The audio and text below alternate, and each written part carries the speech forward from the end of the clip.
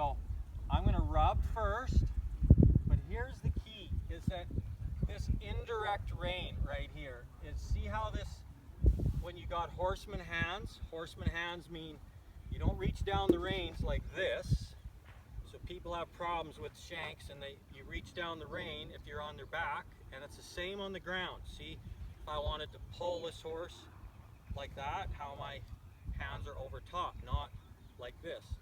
So that's the same thing here, and that indirect rein is that pinky going towards your belly button as if you were on his back, and if that wasn't working, you're going to go up to your shoulder. So what you're doing is, for a while, you have to knock them off balance, and you're going to have to bend this head and neck to get that to step underneath.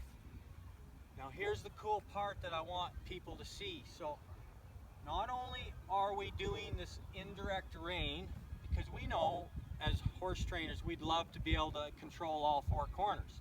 1, 2, 3, 4. I want him to step underneath it first. I'm going to have to knock him under balance, off balance. But here's the thing for a barrel racer, is that someday you'll quit stepping that underneath. And when you push here, you're going to rock that spine.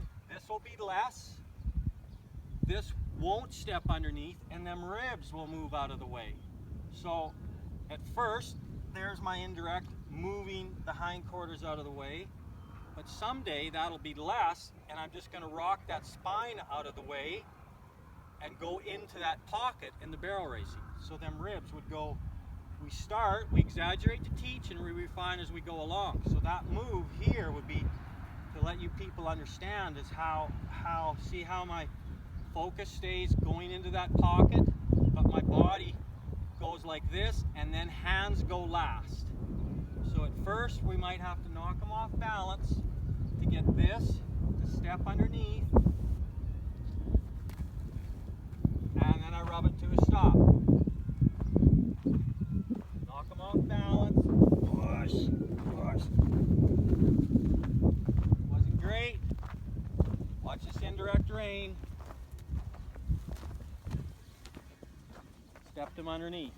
Now if you can imagine later on how I won't bend that anymore, and this will just step underneath. Days gone by. So that's that indirect rein there. Now for you folks doing the games, now here's a different stimuli. It's called rhythmic pressure. It's the next game, but let me explain it while I'm at this spot. We always do our games in a row, but just for you people to understand. So let's say here's this indirect rein again,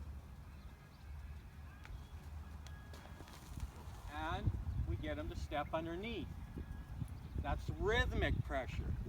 Now the next game would be yo-yo game, and the yo-yo game is straight backwards and straight forwards, but look how I could put some pressure here to step them underneath.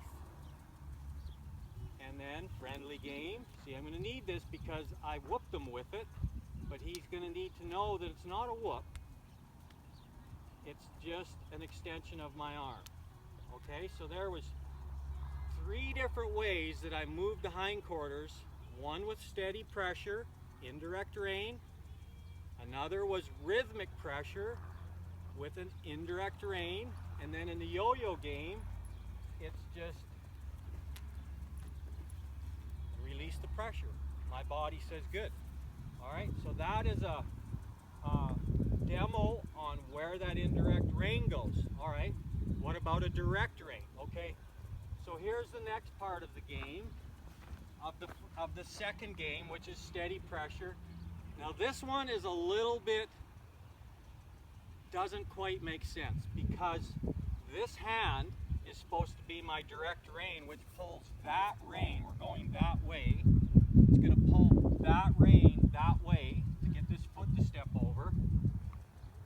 But you can't do it on the ground by pulling that rein. So really this is called, there'll be a lot of support. With every direct rein there's a support. So here's a direct and a support.